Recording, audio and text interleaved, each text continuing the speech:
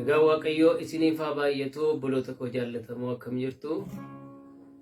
Sagalee Waaqayyoo keessaa iddoo tokko dubbifachuudhaan faarfannaa tokko isinii dhiyeessa. Sagalichis ergaa Phexros isa duraa boqonnaa 2:23 irratti kan argamuu fi boqonnaa 3 fi lakkoofsa 9 irratti kan argamu.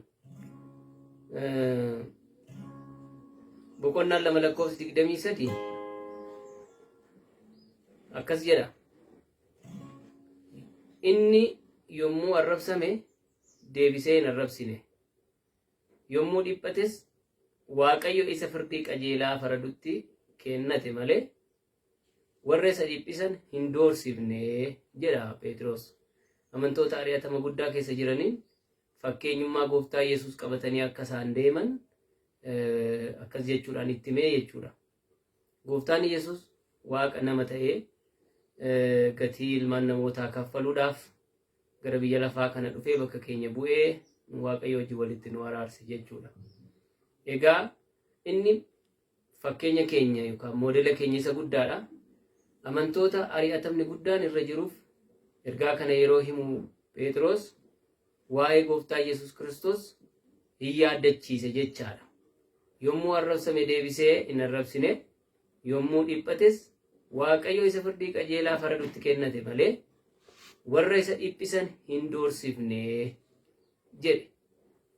Darbee immoo lakkoofsa 9 boqonnaa 3 lakkoofsa 9 irratti immoo hamaa hamaadhaan abaarsas abaarsaan hin deebisinaa, garagalchiiyyuu eebbisaa, isin eebbaa akka argattaniif waamamtanii nuun jedha. Nuti biyyi lafaa fira keenya miti, hin lolamna, wallaansoo hedduutu nu mudata aduu kana jalatti, jireenyi ilmoo namaa aduu kana jalatti dirree waraanaati waan ta'eef. Egaa yeroo tokko tokko keessi keenya hammaatee, garaan keenya hammaatee, foon keenya jireenya keenya keessatti deebii Waaqayyo hin barbaanne akka nuti deebiifnu nu kakaasuu danda'a. Ana duwwaa miti, warra akka koo nama taatan hundumaayyuu jechuudha. Sagalee Waaqayyo immoo ofii keessanii ijaan baafatinaa, ijaa baasuun kan Waaqayyooti waan jedhuuf gooftaan keenya inni Waaqa guutuu ta'e sun lafa kanarra yeroo deddeebi'aatii ture. Inni iyyuu Waaqayyo isa firdii qajeelaa faradutti dabarsee kenne malee warra isa dhiphisan hin doorsifne erga jedhee aniif isin immoo akka biree. Kanaafuu kanuma irratti hundaa'uudhaan ijaa baasuun kan Waaqayyo gooftaatii. Yaa garaa koo mee hin hammeeffamiin ati, hin dadhabiin baadhumee hundumayyuu, karaa dheeraan baay'eetu hafe ammayyuu.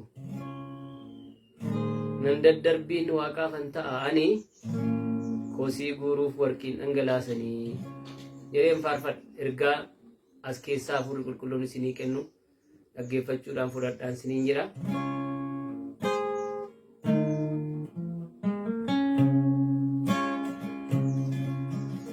Ijaa baasuun kan Waaqayyo gooftaati,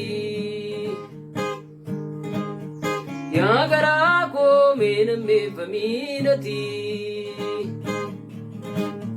hin dadhabiin baadhumee hundumayyuu, karaa dheeraan baay'ee tafe ammayyuu. Nan daddarbii Waaqaafan ta'ani,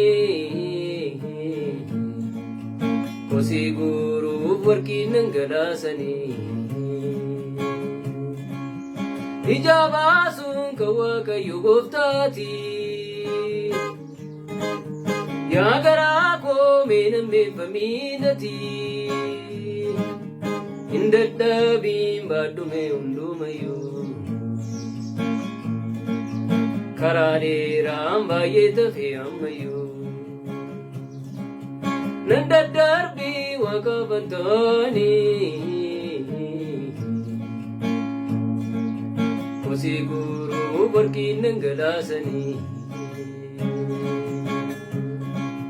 Kosii guuruuf warqiin dhangalaasanii, kosii guuruuf warqiin dhangalaasanii.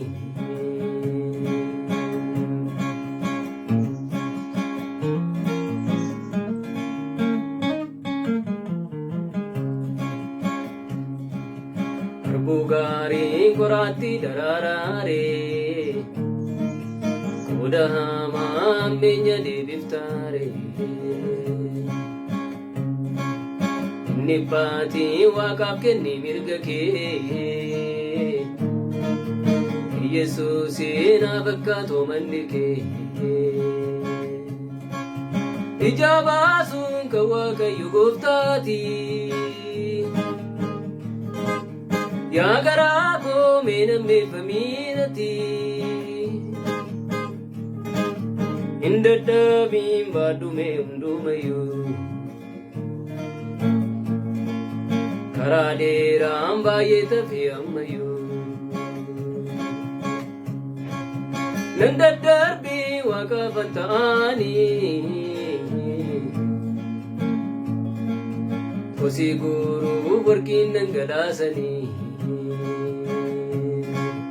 Kosi guru workin nangalasani Kosi guru workin nangalasani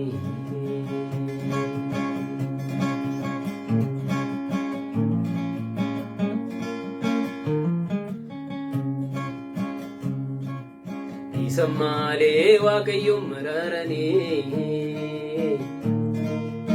Samale jecha jalambani Iddogaa'uuf manabate yaadadhu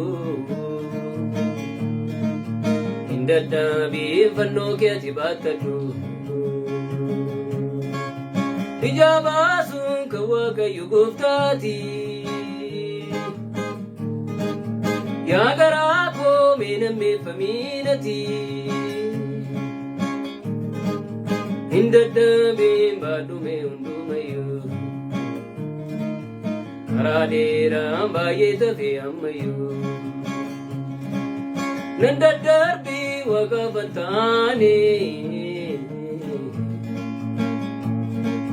Kosi guru barkin nangalasani Kosi guru barkin nangalasani Kosi guru barkin nangalasani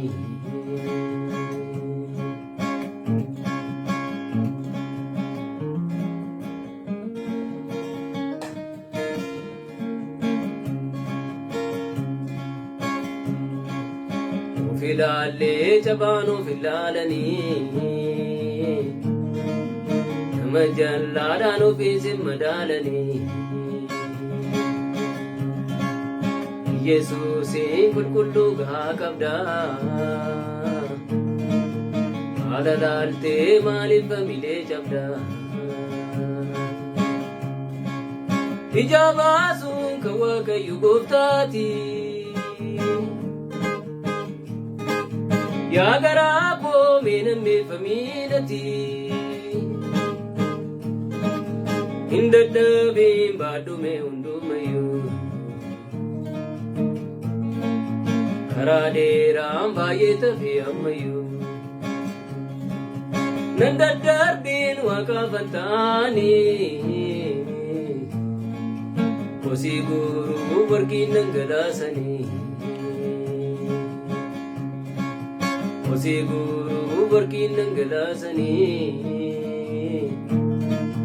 Kosi guru barkin nangalasani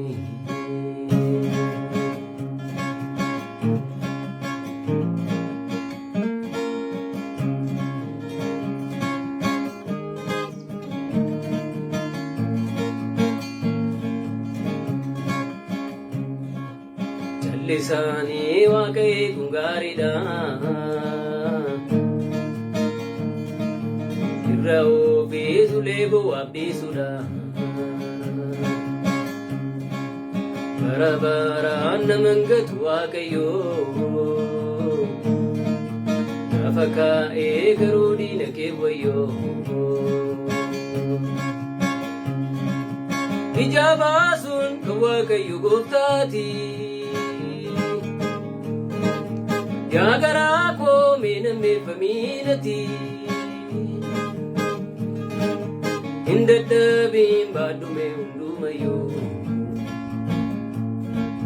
Karaderam bayeta fi ammayu